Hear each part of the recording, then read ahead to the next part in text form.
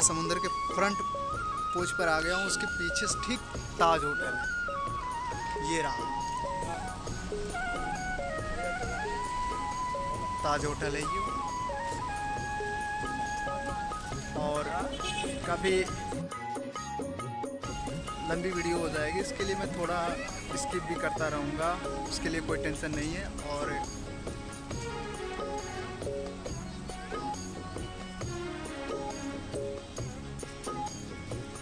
ये है, और अभी हम लोग कुछ देर में जो कि बैठने वाले हैं नाव पर, एक बोट लेंगे, बोट के साथ जाएंगे समुद्र में। एक करीबन 1 घंटे का रास्ता है। फिर एलिफेंटा गुफा करके कोई है समुद्र के बीच में, उसे हम लोग घूमेंगे।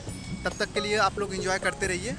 और ये ताज होटल है, रतन टाटा, इसको बनवाए थे जमशेद टाटा।